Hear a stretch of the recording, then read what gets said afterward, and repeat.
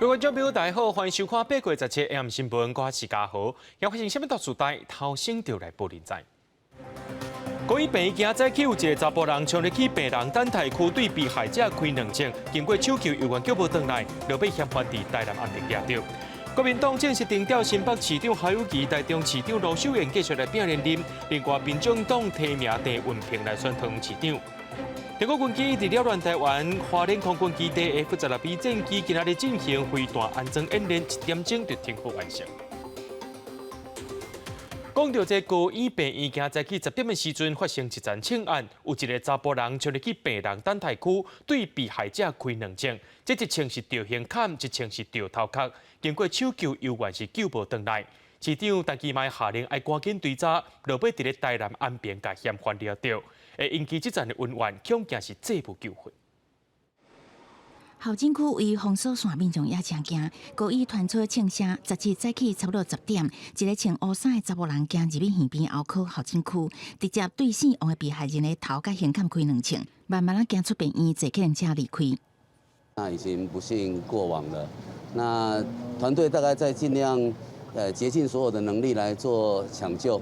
那目前了解到的枪伤确实是有2个，一个在头部，一个是在胸部。死亡的查甫人当场无救，市长陈其迈案发了后，立刻赶到高医，下令赶紧抓人。警方锁定特定对象，下晡2点外，伫台南安平路一间咖啡厅掠到姓朱的嫌犯，查到作案的枪，内底还有19粒枪支。坐计程车来，然后进来点一杯咖啡，然后就在外面一直讲电话说要等人，就有3台车，然后就把人押上去了。警方4点钟来快速破案，根据了解，嫌犯甲被害人本来是早期同伴，后来姓朱的嫌犯因为2件抢劫案入狱。2019年第6感情不外就医，可能因为真侪年来借无纠纷，趁被害人就医甲杀害。组合投资公司2个人有一些债务上的一个纠纷，致使这个犯嫌交保之后出来跟他多次的磋商，可能产生的一个债务的一个纠纷。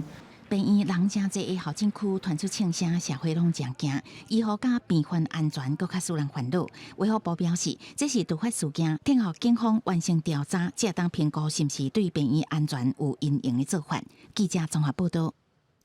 前立委黄国昌下晡甲民间团体去到国民党中央党部外口举行记者会，指控立委林维洲涉嫌透过农地定位赚1亿2千万，而且这条钱无列入去申报，恐惊有财产申报无老实情形。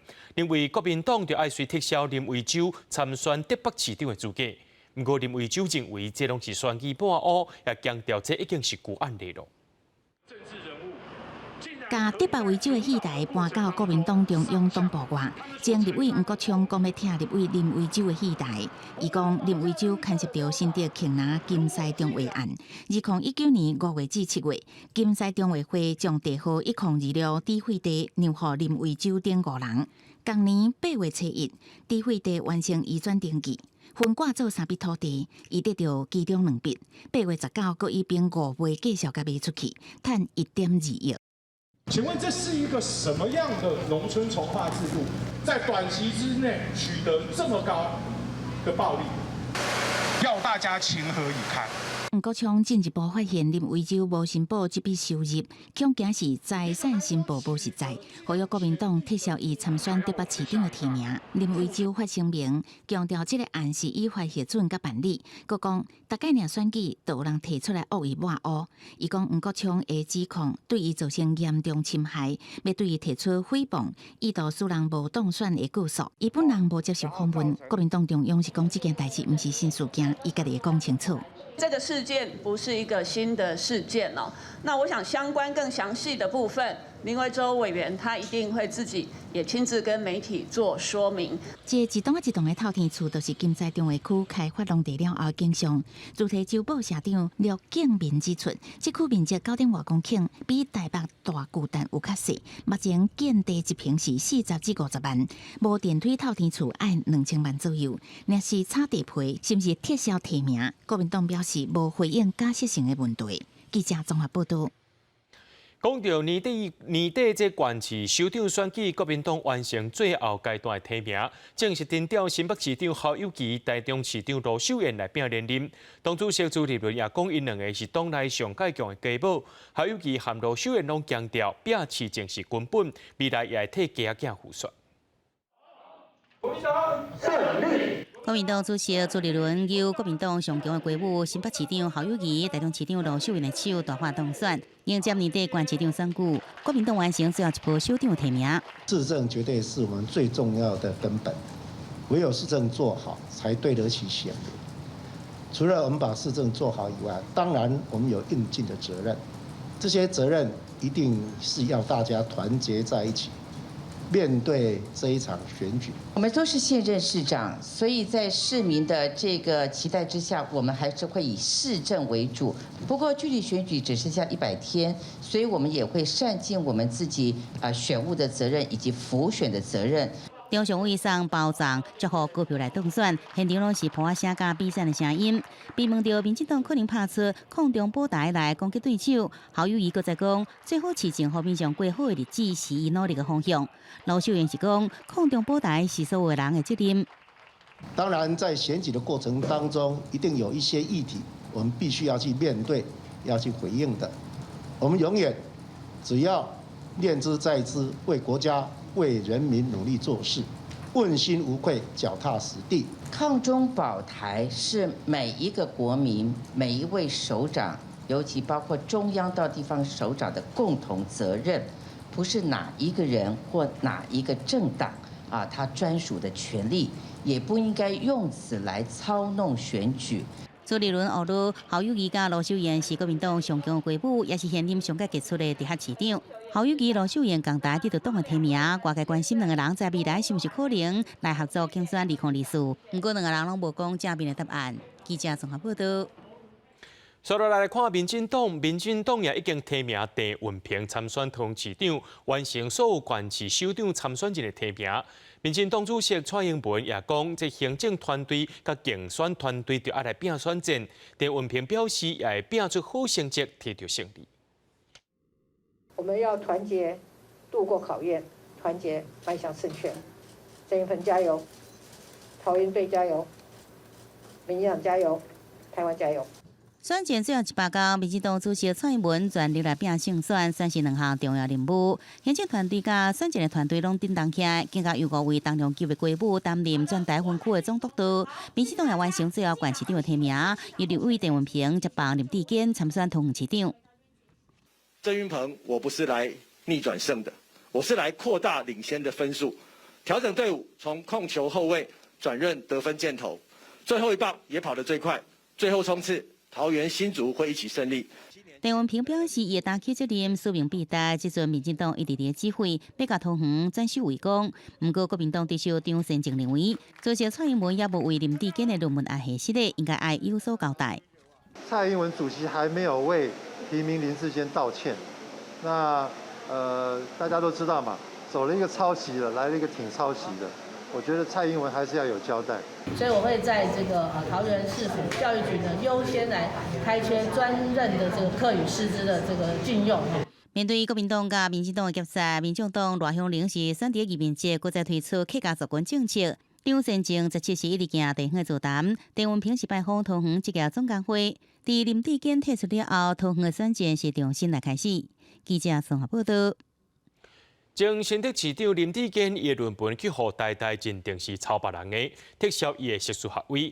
教育部今日表示，也未收到诉愿申请。不过，这阵论文风波也有人检举林志坚的指导教授，也就是国安局长陈明通，涉嫌违反学术伦理。台大表示，这部分会调查也审定。林志坚论文抄袭去互台大撤销学术，伊的指导教授陈明通去互台北市议员王凤梅向教育部检举违反学伦，也有人直接向台大检举。台大昨日指出，111学年陈明通无过应聘兼课，17个声明会依照学伦相对应办法做后续的因应调查甲审定。学者指出，各大学检举发生伫检任的时阵，拢会按照规定处理。如果认为有学伦问题的，那他未来可能也就没有办法再做一段时间或者永久不能再兼课。学伦的就不会有直接的规范，通常会经过学伦调查小组认定，然后送学校的3级奖评会。有学者表示，若是学伦审定建议改评，经过教评会核定，陈明通因为抑个有教授资格，就会处分未来袂使指导学生。若无按照国法所硕士班研究生修业办法的规定，陈明通会当加数理专兼任教师联合指导。台大名誉教授何德芬认为，规个事件陈明通袂当讲无责任。台大对陈明通的处理审定会后，就到这结束。陈明通一定要处置，处置不是在台大处置，他本来就是一个兼任的打工的嘛，你不要再打工就好了。那你其他人处理必须要有一致的原则，不是针对他个人，这是你学术整顿的问题。可是这样的人绝对不适应领导国安单位。何德芬批评陈明通出卖台大，会出卖台湾，互伊继续做国安局长，袂当安定民心。而台大目前上应该爱做的，就是检讨防火机制，阻止论文的抄袭。上重要是公开所有论文，并且向源头查起。记者综合报道。美国8月初因为这个中国对台军演后，就这段就飞弹试射。不过，伫昨美国空军也宣布讲，已经完成试射了。外界认为美军的做法是为着要吓惊中国和罗西亚。罗西亚总统普京也批评佩洛西访问台湾是伫咧故意掠祸端，无尊重其他国家的主权。美国军方10日为加州范登堡空军基地发射一辆义勇兵3型洲际弹道飞弹。这场例行性试射，进前因为佩洛西访问台湾，中国对台军演经济紧张延后，即马顺利发射，翻过太平洋，成功拍到马绍尔群岛的目标区。美国空军表示，试射洲际弹道飞弹，应确保武器系统的准确甲区域，佮提供宝贵数据，同时也为美国甲民国伫太平洋区域维持必要的镇压的能力。所以，美国它在这种长程的洲际飞弹。还有就是美国陆军可能研发的中程弹道飞弹，未来都会持续的增加，以核主来这种就是抵制中共跟俄国的这种核打击能力的威胁。美方虽然强调这摆试射无针对任何特定的全球事件，不过因为义勇兵3型有核能力，射程延到印太地区。外界分析，针对中俄展现甲核武能力意味真高。最近美国甲中俄紧张局势升悬。俄罗斯总统普京伫莫斯科国际安全会议顶悬，不止批评美国咧设法拖延乌克兰冲突，佮讲到佩洛西访问台湾是有无倡导。Американская авантюра в отношении Тайваня – это не просто поездка отдельного безответственного политика, а часть целенаправленной, сознательной стратегии США по дестабилизации и хаотизации обстановки в регионе и мире. Наглая демонстрация неуважения к суверенитету других стран и к своим международным обязательствам. 普京认为这是美国无尊重其他国家主权的表现，因为即马西方国家咧设法找找类似北约的体系扩展到亚太地区。记者综合报道。两岸情势当咧紧张，中国解放军扰乱台湾东部海空域的数量，搁在增加咯。花莲空军基地 F-16V 战机执行这战备任务，守护国家安全。负责装飞弹的地勤人员也担起重任，展示这安装飞弹演练。因伫咧1点钟内会当完成，也要来展现出对抗解放军扰乱的决心。它发射空射型鱼叉飞弹。F-16V 接到作战命令，空军第5战术混合连队地勤人员分做弹药小组、武器挂载小组、甲燃料小组，执行 F-16V 接入挂载的任务。挂飞弹的专用车，甲飞弹载去到 F-16V 的边仔，官兵则佫家己安伫机师的下骹，而且这粒飞弹的背景是真无简单，是美军甲咱国军拢有伫咧使用的主力武器 AGM-84汽车反舰飞弹，让它达到载重平衡，然后平衡的目的。不能就是一边挂鱼叉，另外一边挂其他飞弹。这样不行。会是为了中挂人员安全的考量，所以我们会依序由内至外。F-16V 毋但挂载汽车飞弹用伫制海任务，即届嘛挂载先进中程空对空飞弹 AIM-120甲 AIM-9响尾蛇空对空飞弹。即个任务加上加油的时间，爱伫1点钟左右完成，互战机升空来阻挡解放军。专家分析，即届 F-16V 的武器配置主要是伫反制解放军海上舰艇，嘛会当有自保的能力。东部外海有水面的舰艇出现，那当然这就是由花莲基地的 F-16来执行相关的制海的任务。自卫武器那其实就是标准的 AM-120跟 AM-9X 这空对空飞弹，所以它还保有原本的空对空的作战能力，所以它其实本质上来讲，它可以同时执行空对空跟空对海的任务。面对解放军侵扰咱国东部外海频率增加，专家指出，花莲空军基地爱执行监控东部海峡甲空域解放军的动态，嘛爱进行 F-16V 换训的任务。虽然是真辛苦，不过空军官兵也是坚守任务，持续捍卫东部的领空。记者综合报道。国军后个月要进行联用操演啊！陆军航特部早起出动彭氏称直升机，伫屏东玻璃山进行空中武器射击。针对中国利用军演武器封锁台湾，民众党立法院党团就呼吁政府爱针对物资、航线和能源提出备案。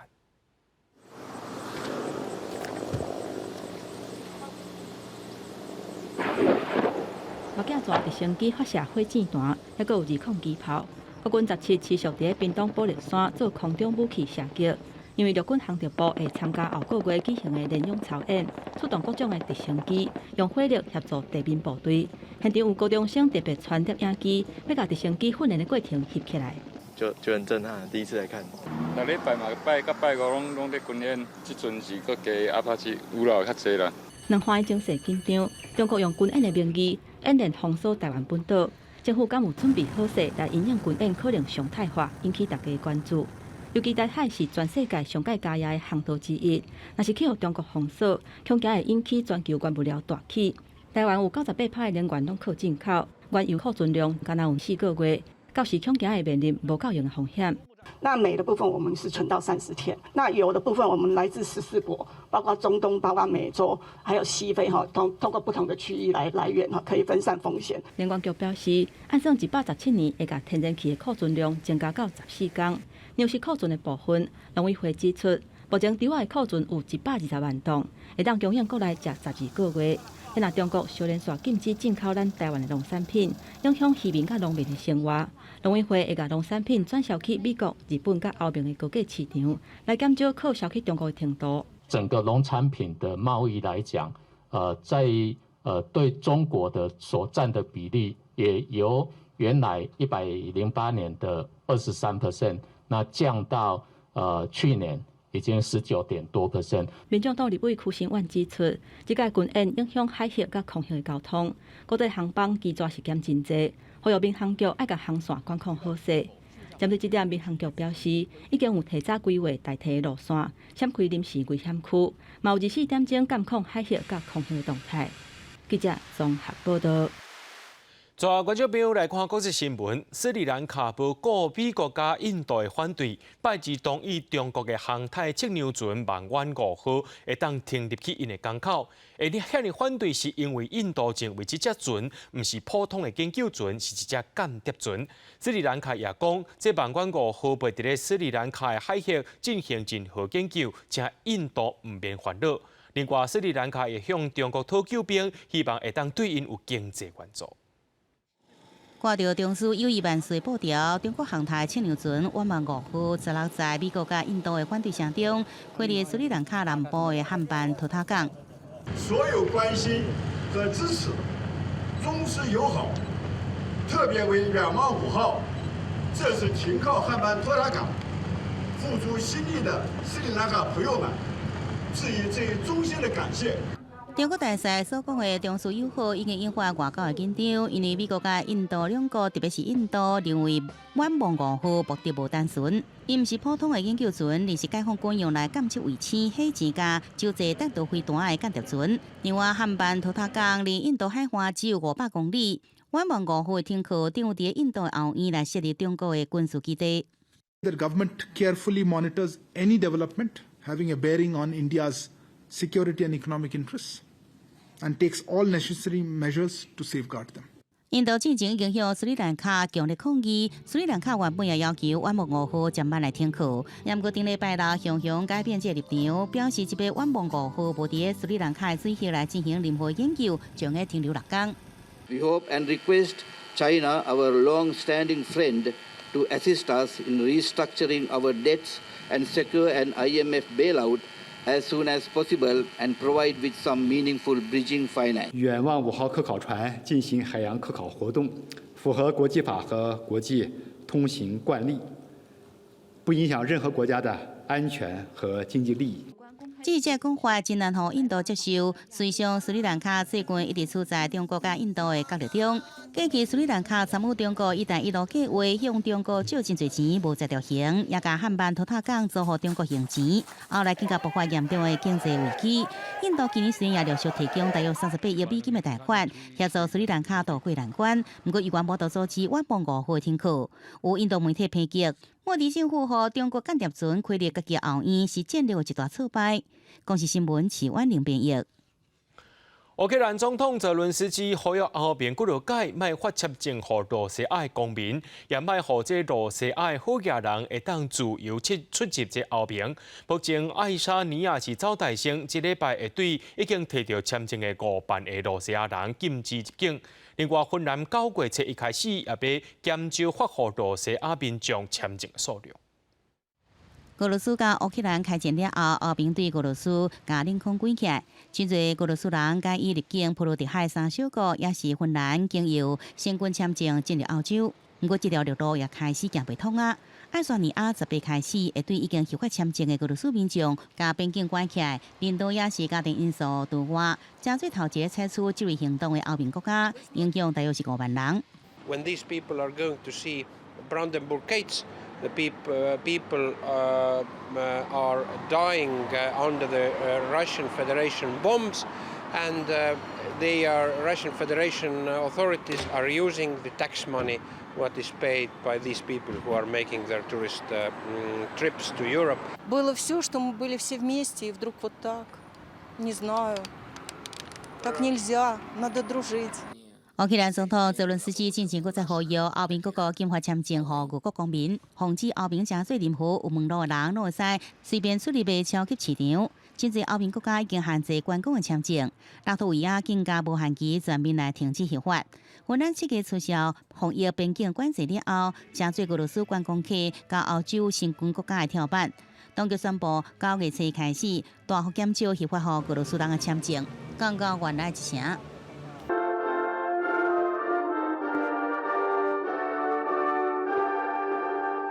芬兰甲俄罗斯有1300公里的边境，每年俄罗斯观光客消费真多。即阵因爱惜国不中心，河流大坝观光区拢常常听会到报上乌克兰国歌。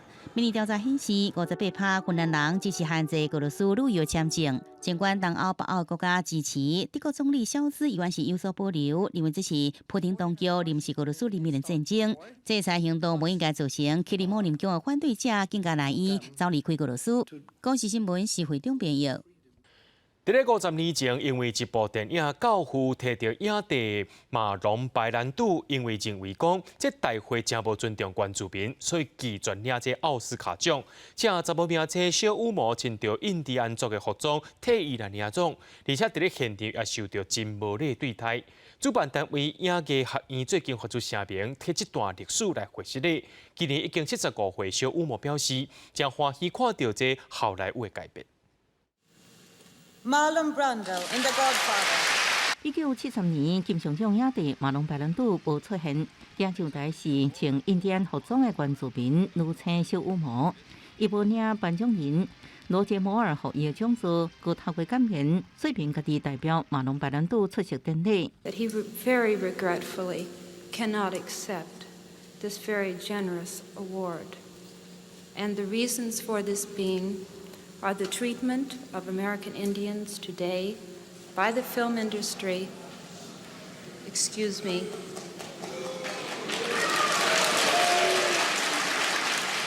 现场拢是戏声甲谱声，小羽毛所讲完马龙白兰度的感言，就是这段历史，和影剧学院伫50年后公开用书面回忆咧，承认当年典礼不当对待小羽毛。 这代志伫迄个时阵引起真大风波。马龙白兰度旧领影帝奖座，佮写长批控诉好莱坞不当对待原住民，也抗议同一年发生伫南达科他州警察枪杀示威的印第安人事件。有媒体质疑小羽毛并无印第安族血统，是为反面上台。有人理由，伊甲马龙白兰度无正常的男女关系。小乌某伫控制去年透过 BBC 公开否认这个讲法，亚嘅学院发表公开的回息例批，也算弥补当年的错误。2001年，亚嘅学院成立电影博物馆，过去好莱坞存在左翼甲性别的歧视现象，拢正做史料。小乌某的颁奖事件也伫其中，未来也会办讲座，邀请小乌某讲迄一年的典礼事件。公司新闻张淑芬报道。今年的世界杯卡球赛11月20会伫咧卡达比赛，到时阵会有来自全世界超过150万的观众来遮看球。一个主办单位也伫咧8座的球场设上万个高画一个监视器，要来维持治安，确保安全。世界杯卡球开始踢，伫体育场内底就要较安分，因为采伫各方位的监视器当咧掌握大家的行踪。You can see different tiles of the cameras. And you can also see the ball area in some of the stadiums. 今年世界杯卡球赛的8座体育场已经安置15000支的摄影镜头，这个监控的画面会随时甲收录伫个阿斯拜尔指挥监控中心内底。伫个遮有连接所有的警报器、感应器、监视器，防范恐怖攻击、天然灾害，也有卡球路网，会使讲是做甲正点点。The state security agencies have a venue operations center physically in the stadium. They also have the National Command Center, and our command center actually works in coordination with both places, so we have a constant exchange of information between the three centers. Based on the type of nature of the incident, we provide them with information and data to support the decision making. 这是世足头一遍伫中东国家举办，大会估计讲到时会有对全球100多万的球迷来造访，已经列做是卡球路网的名单，是袂当入去甲球场内底。3000外土耳其的警察到时嘛会投入强化维安，32个参赛国嘛会家己派员警，甲家己球迷一举一动拢甲真条条。You have the visibility, eyes and ears, and situational awareness of multiple stadiums at the same time. 国际卡总顶礼拜宣布讲，开幕前的对原定的11月2日，提早1天到20开始踢。这是互地主队卡达迎战厄瓜多，这是单独进行的一场比赛。理由是讲要延续互地主队，也是讲卫冕队伫个开幕前登场的传统。国际卡总强调，这是经过赛事甲营运影响的评估，和地主队也有相关人士超测了后所做的决定。根据原来的赛程，20月这天的第一场比赛是 A 组，塞内加尔甲荷兰、卡达厄瓜多之战。虽然是本届世足正式开幕战，不过安排伫个后壁。卡达对这款的赛程安排感觉真失望，因为已经伫开幕典礼落重金。公司新闻黄云玲编译。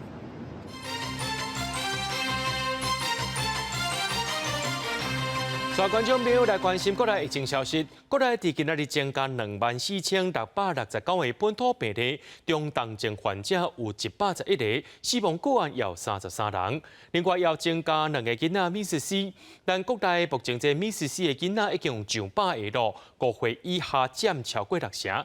另外，台湾所买的头一批 BNT 儿童疫苗127万筒，按算8月到位，上紧后礼拜6就会当开始做咯。新冠本土疫情维持2万多例，17拜3新增加24669例本土病例，也是以新北市确诊数上济，有5073例，也是唯一5000多例的县市。中重症有111例，死亡有33例。重症个案内底新增加2例儿童密斯氏个案，其中年纪上细汉的是1岁查甫囡仔，7月底确诊，8月中破病，目前还搁伫住院治疗。累计的这个密斯氏的个案到今天，儿童的部分刚好累积到100例哈。那这100例当中呢，有62位是5岁以下，38位呢是6到12岁，所以5岁以下这个幼儿的部分已经是超过60%。指挥中心表示，今年以来国内儿童重症累计有170例，敢若19例差不多1成1捌做过疫苗，所以呼吁家长赶紧带囡仔做疫苗做防范。咱国所买的头一批127万剂 BNT 幼儿疫苗，预定这个礼拜5会就到啊，上紧后礼拜6开始做。预计是8月19号会到，就是这礼拜5会到。那么预计的这个风险检验的时间是7天，所以应该是下周的周末可以开打。王必胜是讲，这礼拜疫情虽然平平啊，毋过发现北部确诊有增加的趋势，一定后礼拜开始整体疫情会较严重，而且北部速度会较紧，所以呼吁民众若是快筛阳性，会当去疾管署官网查询各县市远距离诊疗就医的名单，经过医师诊断了后，就会当判定确诊，做通报甲开药啊。记者综合报道。云林县政府下晡发生一站工厅意外，是一个包厢的工人伫咧4楼窗仔边按冷气的时阵，说是无细力拔落来，可能是无做这安全的措施。检验所已经要求停工，也若违反这安的部分呢，也会另外处罚。有一台冷气伫4楼悬的所在动害，敢若一支铁机仔要连的尔。云林县府17下晡2点外发生一个施工的意外，一个工人伫按冷气的时阵无细力拔落来。先去弄到一个病仔，了后才搁上伫个涂骹。救护人员赶到位的时阵，已经无喘气，嘛无心跳。蹦的人就在下面了，已经是撞到那个，所以撞到帐篷，然后在地上了。施工的工具要留伫个4楼社会厝的办公室内底，伊的腿嘛要放伫个窗仔门边。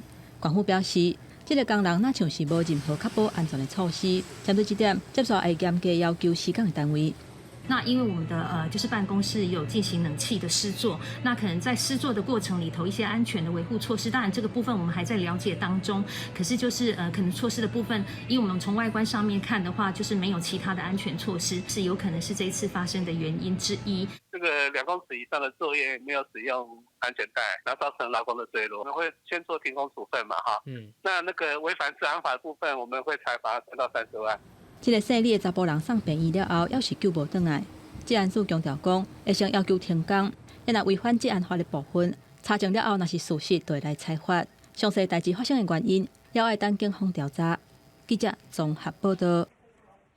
刑事局伫中华抓到一个人口贩卖集团，这个嫌犯呢看广告讲去到柬埔寨食头路，一个月上无有10万块的薪水。昨警方抓到带被害者去办护照嫌犯，今仔日又传出讲有人去互骗去外国，家属去报案，却去互警察洗面，这警方要出面来解回事的。人口走私集团的主嫌，带护照打才办好势的受害者，拄行出来外交领事局，就去互撞到。刑事局等单位清查人口买卖案件的时阵，查到甲柬埔寨不法集团交结的人口走私集团，因伫人面册或者是 Instagram 打广告，用一个月10万块的薪水，甲受害者拐去柬埔寨等等的国家做电脑文书，或者是跋筊机房等工课。专案小组10楼抓到4个人口走私集团的成员。每招募安排1名国人出境到柬埔寨，即可获取10万元的报酬；至泰国则领取1万元至16000元不等的报酬。分工细密，迄今已安排数十名国人出境。检警初步清查，这个集团已经安排要50个咱国的民众出境，还阁伫咧嫌犯因兜查扣袂少受害者伫咧出境之前纳付因的钱的收据，还阁有记录几10个受害者出境的资料。根据警政署的统计，今年3月到今，全台湾已经受理344件人口买卖诈欺，其中以屏东41件占上侪，阁来是高雄35件，新北有34件。而且还阁传出有家属报警察的时阵去用洗面。我已经警局跟他说明，他就跟我说：“你妹妹就是出去赚钱赚太爽，不想回来了。”阿兄因为怀疑因小妹伫柬埔寨可能受到虐待或者是吞打，规个人是心肝肺毒，还阁要面对警方甲伊敲死造成2处的伤害。针对这点，屏东警方嘛出面甲伊回释的。欠缺警觉性及同理心，于过程中有言语不当情事，自报案人认为遭辱。此部分本分局查证属实，已从严加重记过1次处分。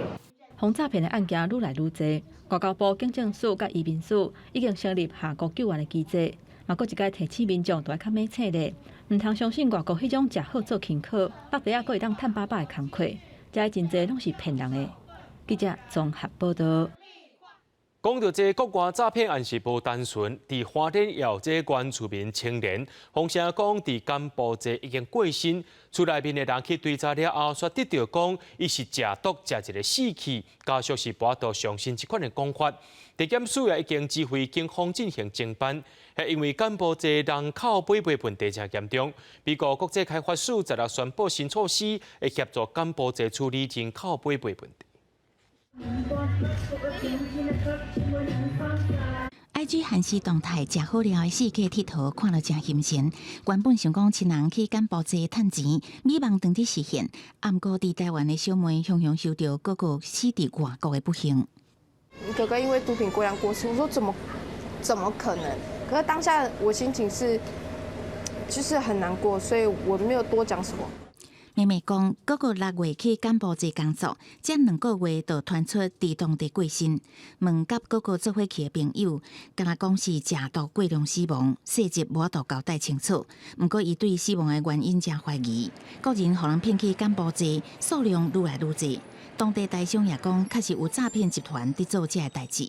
柬埔寨政府的政策取消了这个线上博弈，所以让变成空置出来，变成很多的非法的人士聚集的一个地方。柬埔寨西港较早开放跋筊，一寡外资进入，后来当地政府禁止网络跋筊，再加上疫情发生，不少中国生理人转做诈骗业务，也互西港的诈骗活动愈来愈侪。不过大商是讲，无定到这是特例，因为伊伫西港街路行，也无拄到什么恐怖场面。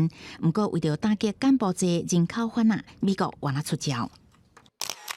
美国国际开发署宣布新做法，支持柬埔寨刑事人员调查甲起诉人口贩仔罪行，佮甲当地政府以及民间单位合作，保护柬埔寨国人，避免去人口贩仔罪行害着。记者综合报道。民进党台北市长参选人陈时中今日公布第2项重大政见，针对台北大巨蛋提出保证安全、体育优先，公布档案3项态度。陈时中表示，若准上任了后，会公开资料，让大家针对事实来讨论。台北市长柯文哲甲大巨蛋争议延迟8天，民进党台北市长参选人陈时中即马挂3项保证，除了严格保证安全接发执照，卖好者通办棒球赛，更加发出要公布6年来的档案，有比例来。8年前我们都被说服它是一个弊案，可8年后好像又不太像是。事实没有呈现得很清楚的时候，就贸然的论断，那恐怕也不是一些正确的一个做法跟想法。所以我们才会有想法说，把一些相关的记录资料都公开来。提出来学交通问题了后，继续吐瓜市府恶解难题，更加宣讲无应该将公共事务看作政党的恶斗，通互大家看棒球，这是民众要爱的。大巨蛋从头到尾就是打棒球，一些人在带风向说他不能打棒球，这是早就已经是谬误。你去现场，大巨蛋就是一个棒球场。他提出的3大保证，其实这早就已经是大家的共识，那也已经是现在进行式。他漏了好几拍，现在才跟上，他现在才是真的信了。大巨蛋自2012年开工，柯文哲2014年就任市长了后，认定18案，以去年时发现70几个所在无照设计图施工，下令停工过冬。2020虽然复工，这站阁因为内进步，荒废避难性能心载，结果有收济缺失卡条的，也唔知何时才通完工。记者陈嘉木立台台北采访报道。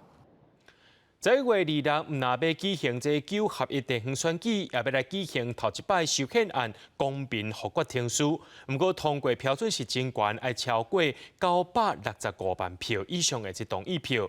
国内几个主要政党除了进前伫咧立法院，拢已经投票表达支持以外，最近也办活动相挺，拢是希望讲会当争取到少年族群支持。带少年的世代发出动员令，蔡英文爱民进党在年底选前各项造势活动、社群文宣到路口宣讲，拢爱支持18岁公民权推出修宪复决同意票。透过每一位候选人以及全体补选团队的努力，来把支持18岁公民权、支持年轻人参与民主的诉求，传达到台湾社会的每一个角落。那民进党、国民党也规划伫18由秘书长吴建廷甲青年朋友举行记者会，宣示支持18岁公民权的立场。本党全部也都会极力的透过我们的青年部来宣讲、来推动支持18岁的公民权。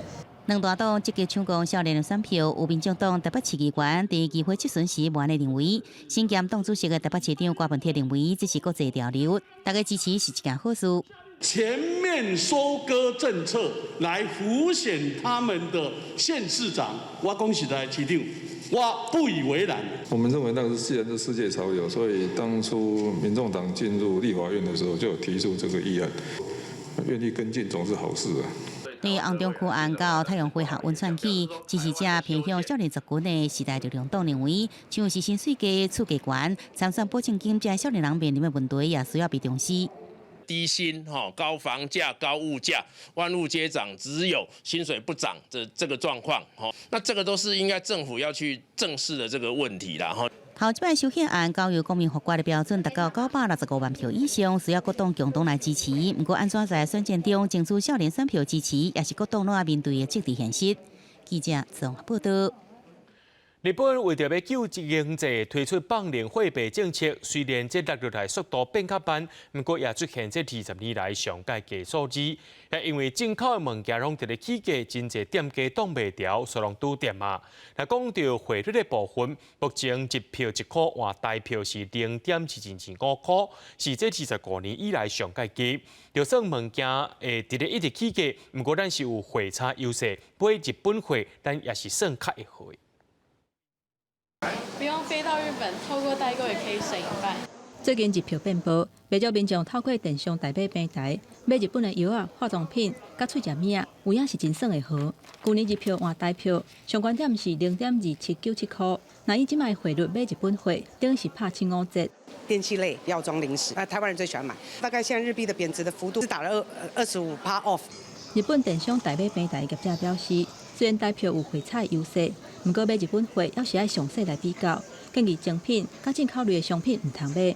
日本输入性通货膨胀的压力大，最近因为进口的肉价销大起，不少日本的航肉店经营的成本直头增加，有不少店头全咧倒店。吃的部分其实是倒闭的比较多，烧烤店的话大部分都是用进口的肉，又贬值成这个样子，所以就导致他们的成本提高，所以没有办法负荷。日本政府为着要救经济，中央银行货币政策是持续放零。日票换美金的汇率虽然最近有回升，不过要是落破134块。外汇分析师认为讲，在短期内日票换美金要是会维持相对弱势。美日之间的利差还是维持扩大的话，日元应该还是会维持相对弱势。很多的日本的一个公司基本上生产都在海外，用贬值是不是可以救日本的经济？显然是没有用的。内需经济大概占那个日本经济的这2/3，还是要靠内需的一个恢复。学者认为讲，美国联准会下半年会持续起利息，美金会持续走强，日票换美金的利差会持续扩大。虽然出口大幅度成长，不过连外的价销大起，日票变薄。7月份进口的金额创下新高，日本贸易的逆差有甲1条4368亿的日票，已经连续12个月陷入逆差。日本按算9月份开放自由行，若是类似持续走弱，日票可能会更愈薄。记者综合报道。风台过后，这海边啊会有真侪水流茶，一寡较珍贵的茶，林务局拢会先登记保留，其他的1个月内是开放予民众去捡。不过，即马林务局宣布讲，要来放零规定啊，未来这水流茶若准伫咧50公斤以下，伫指定的时间到后一风台来进行，民众拢会当去捡。满地树枝、树棵，因为大水冲刷来到下游的河口或者是海岸。过去，这水流茶离相关单位注记，甲有标售价值的规定目运走了后，才会当开放民众来捡。林务局决定放宽相关规定，让民众更较方便捡来做茶或者是做工具的创作。公告减时1个月的这个期间，对他们来说其实是不符需求。我们现在翻转哦，改成是原则。这个同意，例外这个禁止这样做。捡的时间为原来1个月延长到为指定日到后一届风台警报或者是河河直报为止。规格不管是毋是规定目，目镜比20公分细，长度比2公尺底，或者是重量50公斤以下，就开放来捡。我民团体乐见放宽，但认为离部落集体使用的目的顶头应该更较放宽。不是对个别个人的利益，而是集体部落的发展。如果说是这样的话，应该不限制于50公斤内，或是长度，或是它的属种的。局长林华庆表示，这个修订是放宽河口甲海岸来刻，若是水流茶出现离国有林地传统领域，当地部落会当分配得到1/2的水流茶，无受到重量限制。另外，是毋是有山鸟鼠仔先错树啊，等风台过了后才来刻？林务局强调，无可能有人会当精准掌握到水流茶所当的路径，佮有目的地，这是错误的流传。记者林郑志成台北报道。美丽湾开发案争议已经18年了，今日检察院对台东县政府提出纠正，认为台东县政府乱用 BOT 的协调机制，才互违反契约的这个业者会当免负责任。台东美丽湾开发案自2004年签约到达争议已经18冬，期间2摆宽评通过的结果，拢互行政法院撤销。业者伫2018年提出仲裁，要求停止契约，向县政府求偿。2020年仲裁判断，台东县政府以6亿外买回美丽湾建物。10次检察院召开记者会，纠正台东县政府滥用 BOT 协调机制，地司法院认定开发财团应该负责任的判决精神受到扭曲，各级业者免除违反契约的责任。原先在风险以及相关的环境影响评估的设计上面，是要求这个民间是要依照规定自己要符合这个环境影响评估的一个结论啦那何以台东县政府会认为说这部分是不可归责于双方？检察院指出，这个案件的眼线主任仲裁人，捌伫协调阶段担任协调委员，参与不利台东县政府的决议，显示仲裁庭的组成有缺失，而且台东县政府嘛无伫仲裁期间，徛伫公益原则提出抗辩，有重大违失。抗议或者是应该要拒绝的地方都没有这么做，好，那很多地方是相互的配合，或者是护航，我们甚至觉得这有点像他打假球，明明是相对的双方，结果是相互的在配合演出那样。人民是买单，那公帑买单，结果这个美丽湾公司大财团就解套，那县政府的责任也不明。我们都尽非常大的努力，并且聘请这个相关的法律专业人士来协助我们。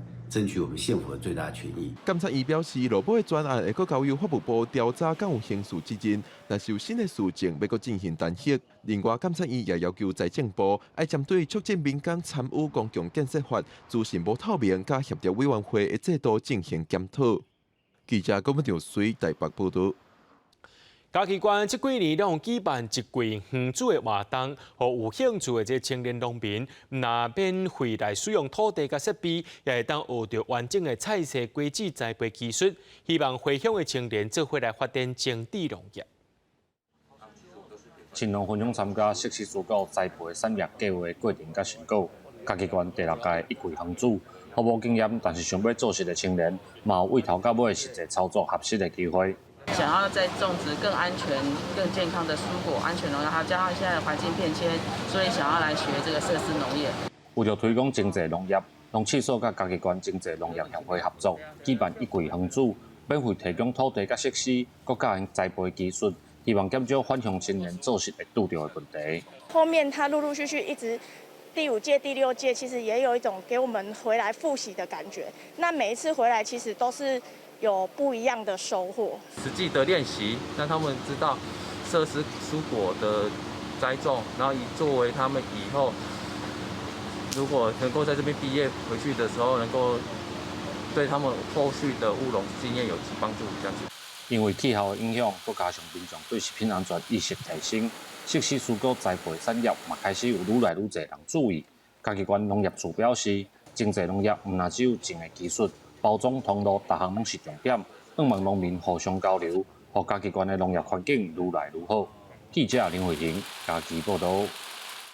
云林尖山卡社区最近推出一个手路菜计划，把一寡经典的菜色搁再做出来，亲像是豆签菜粿。虽然讲这实在是真普通，不过真有古早味，咱带观众朋友做伙来去品尝。云林尖山卡社区里面汇集的比当比主菜，唔是要办桌，是要料理出阿公阿嬷以前的好气味。这是社区特别向水保局申请的手路菜计划。每一个里面拢爱出一出上界怀念的好滋味，要做一道澎湃多情手路菜。因为在农业时代吼，物件就少啊较少。因为每一个家庭拢一定有种有菜瓜，过来就是稻签。因稻签的时阵吼，伊就是吼较干的物件，伊较袂死咸，所以阮就用菜瓜和稻签煮做伙。这是我们农业时代的时候吼，像我这个年代吼的人吼，应该每个人吼都有的回忆。为着这届料理，社区每一个里民拢爱先上课，学故事的采集，甲精华提选，互每一出菜背后拢有一段感动的记忆。好食的料理，佮甲尖山卡的时代故事，嘛，互这道菜食起来充满人情味。是安那我会怀念，你知有一届，我若无爽快，若较小的时阵吼，妈妈就特别吼去煮吼豆签菜瓜烧烧啊，熬我食，所以我就感谢阮的妈妈，所以我才想着要煮一种菜瓜豆签。咱甲咱心目中上难忘的一道菜，拢甲讲出来啊！咱今仔日就是甲咱讲出来迄道菜，甲煮出来。下摆，互咱老游客来，是用套餐式的方式。每一道的套餐是咱社区每一道菜拢有故事，拢自细汉囡仔到今仔，咱非常难忘的一道菜，咱用套餐的方式甲伊煮出来。尖沙咀社区表示，这届所煮的料理，毋但是上课成果，未来嘛要规划社区观光甲体验，期待互来尖沙咀佚佗的民众，拢会当了解当地故事，食到在地特别的好口味。记者综合报道。明仔天气是好的，是要做伙来看预报，恁就知。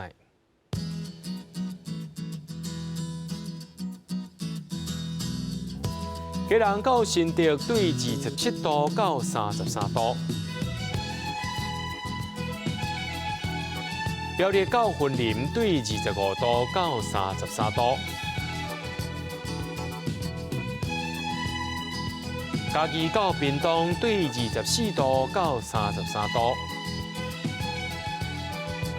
宜兰花莲台东对25度到33度，平湖金门马祖对27度到33度。感谢各位观众朋友收看今日 AM 新闻，我是嘉豪，明仔载暗时7点咱再相会。